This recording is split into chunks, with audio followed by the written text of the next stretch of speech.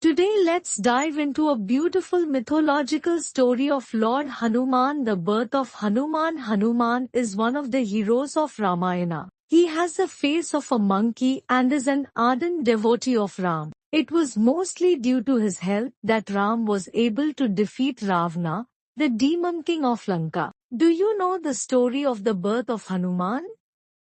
The birth of Hanuman starts with an Apsara, Punjikasthala. Punjikasthala was a heavenly maiden and roamed the skies. Once when she roamed the heavens, she saw a monkey deep in meditation. Instead of admiring the devotion of the monkey rishi, Punjikasthala felt that the monkey sitting in a crow's-legged posture was very funny. Unable to control herself, she burst out laughing. However, the monkey did not take any offense. He was after all a rishi, someone in control of his senses. He was so deep in meditation that he did not even know that someone was laughing at him. Punjikasthala, misunderstanding the silence of the rishi, poked fun of him some more. She finally threw stones and fruits at the rishi. When one of the mangoes hit the rishi on his head, the rishi opened his eyes with a start, his meditation broken. He looked around furiously and saw Punjikasthala aiming a stone at him. The sage looked so angry that Punjikasthala shivered.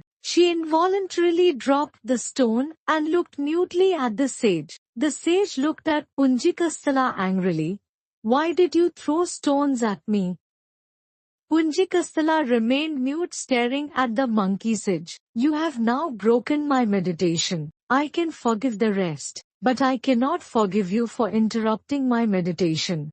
Punjikasthala looked at the furious sage, still not able to talk. The sage continued, "You think I am funny because I look like a monkey. I curse you that you will henceforth become a monkey yourself." Hearing this, Punjikasthala burst out crying, "Great sage, I was wrong. I did not understand who you were, and I threw stones at you. I made fun of you. But turning me into a monkey is a very harsh punishment. Please, sir." Punjikasthala fell at the sage's feet. "I beg you, sir. I have learnt my lesson. Please take back your curse," she said, tears streaming down her face. Looking at Punjikasthala, the monkey sage realized that Punjikasthala had really repented her actions and was sorry for her actions. But he was a sage. Sages were powerful, and when they said anything, they were immediately brought into effect. Their words could not be taken back. The monkey sage looked at Punjikasthala and said softly, "I am sorry, Punjikasthala, but I cannot take back my word. But your curse will end as soon as you give birth to an incarnation of Lord Shiva. Pray to him." Punjikasthala looked downcast as the sage vanished from there. She felt some change in her body and ran to the nearest river. There she saw that fur had grown in her body. She had a small tail and her face was that of a monkey.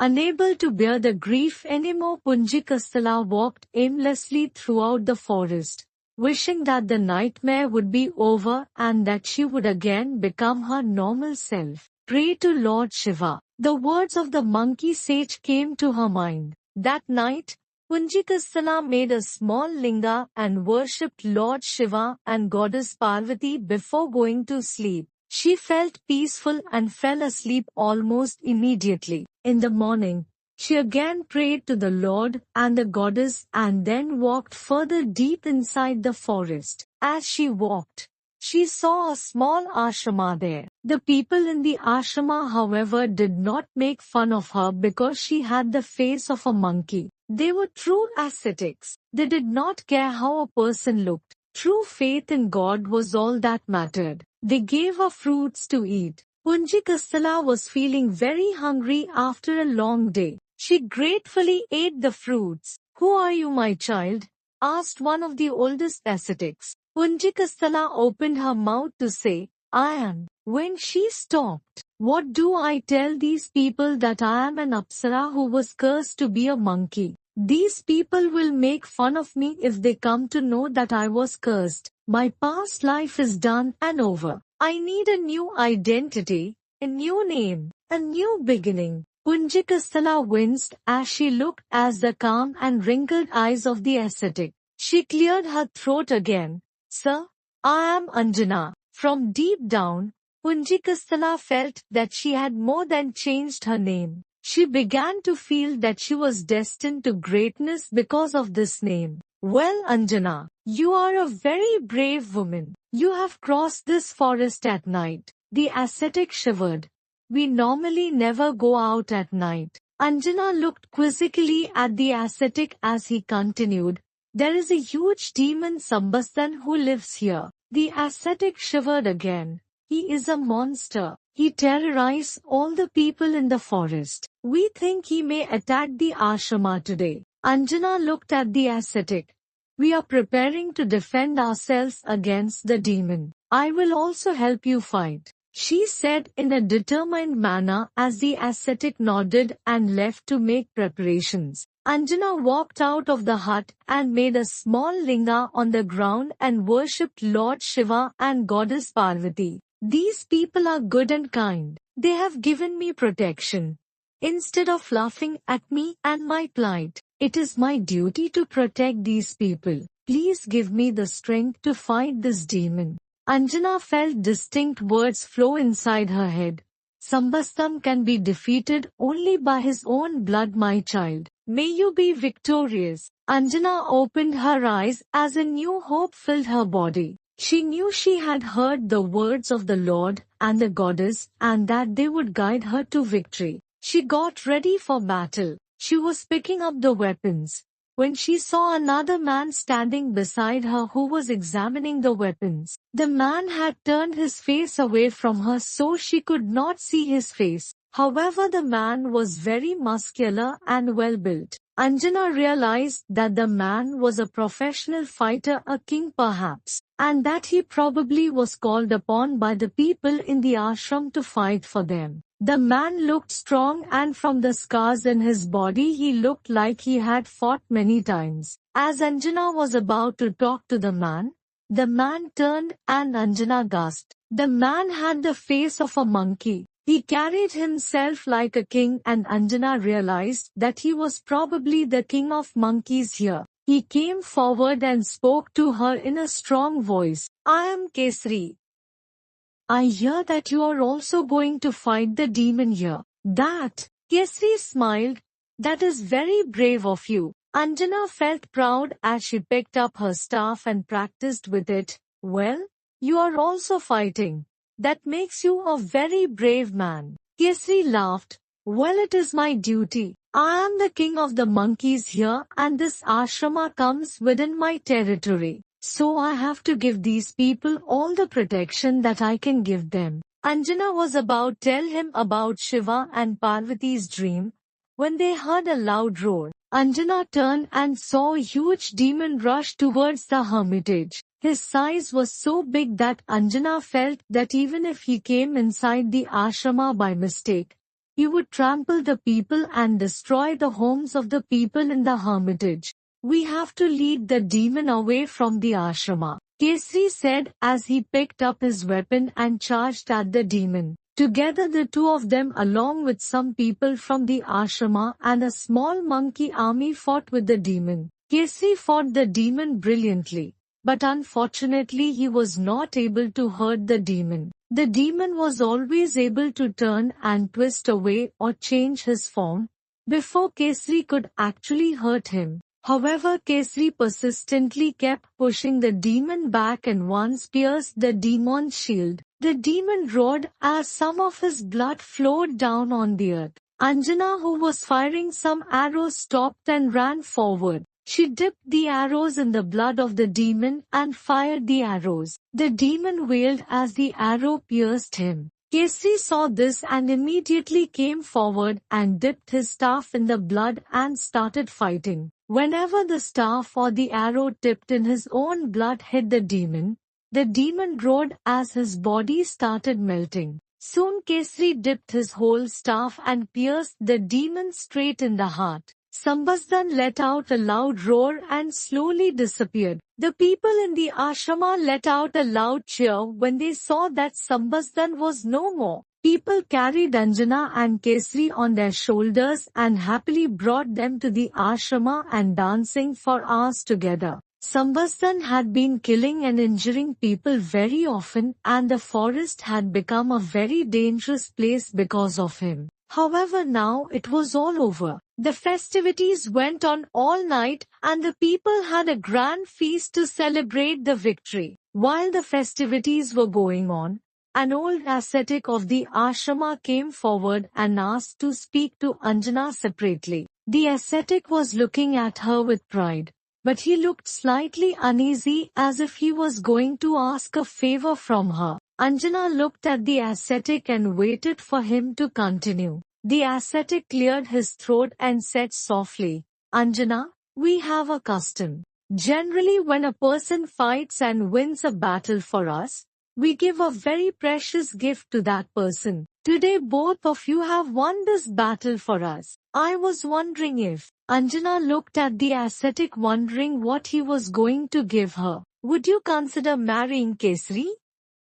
The ascetic blurted out as Anjana looked surprised. "He is a brave man and you are a brave woman. You are the best gift for him and he is the best gift for you. Would..." Anjana looked at the ascetic shyly as she did not say anything. Since she had seen Kesari fight, she was filled with awe at how brave he was. He was also extremely intelligent. Anjana had wondered all day whether Kesari would be interested in marrying her. But then she remembered that she had the face of a monkey. Though he was also a monkey, Anjana did not think she was pretty enough to attract him. She cleared her throat and said softly, "If Kesari is willing, I am also." The ascetic was happiness personified. "We have already spoken to him. You see, he thinks you are very brave and beautiful and he wanted to marry you. But he did not know whether you would be." Anjana laughed. An auspicious day was chosen and Kesari and Anjana was beaming as they were married. After their marriage, both Anjana and Kesari daily worshipped Lord Shiva and Goddess Parvati. They led a very happy married life. Meanwhile, in a faraway place called Ayodhya, King Dashratha had no children of his own and was performing a yagna for children. After sage Rishishringa performed the Putrakameshti yagna for King Dashratha, Lord Agni came before Dashratha and gave him some pudding, payasam, which was to be shared between King Dashratha's 3 wives. King Dashratha gave the pudding to Kausalya and Kaikeyi. However, as Dashratha was about to hand over the pudding to Queen Sumitra, a bird snatched the payasam and flew away from there. Both Kausalya and Kaikeyi immediately gave a portion of their own pudding to Queen Sumitra, because of which Queen Sumitra gave birth to twins, Lakshmana and Shatrughna. Queen Kausalya gave birth to Ram, the hero of Ramayana, and Queen Kaikeyi gave birth to Bharat. The bird which stole the payasam also has a story. The bird was actually an Apsara, Suvarchala. Suvarchala was very impulsive and often acted without thinking. Once, because of her impulsive behavior, Lord Brahma got very angry with her and cursed her that she would become a bird. Suvarchala promised Lord Brahma that she had repented her ways. Lord Brahma said that his words could not be taken back and that Suvarchala would have to go to earth and stay as a bird. Lord Brahma, however, modified the curse and said that Suvarchala was to be freed from her curse if she touched the pudding given by Lord Agni to Dashratha. Eager to have her curse lifted, Suvarchala snatched the pudding from Queen Sumitra. Immediately she changed form and became an Apsara. The payasam fell from the bird's claws and was falling to the ground when Vayu, the wine god, following the orders of Lord Shiva, blew the pudding softly without spilling it. Vayu blew the pudding straight towards the forests where Anjana and Kesari were staying. Anjana and Kesari had just finished her morning prayers when Anjana felt something brush her hands. It was the pudding. Anjana and Kesari looked surprised when they heard a heavenly voice. Take this offering, Anjana. It has the power of the wine god, as he was the one who blew it you and the essence of Lord Shiva inside it. You will have a healthy brave boy, who will be the incarnation of Lord Shiva. Take the pudding. Kesari looked with pride as Anjana swallowed the pudding. Subsequently, Anjana gave birth to one of the most powerful heroes of Ramayana, Hanuman. However, Hanuman was originally called as Anjaneya, son of Anjana. He was also called as Pavanputra, which means son of the wind god. He was called so because he had the essence of the wine god.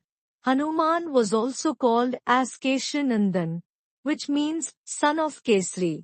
Anjana was freed of her curse as she had given birth to an incarnation of Shiva, Vayu, whose essence was there in the young monkey boy looked after the boy as his own son. But how Anjaneya got the name as Hanuman is another story.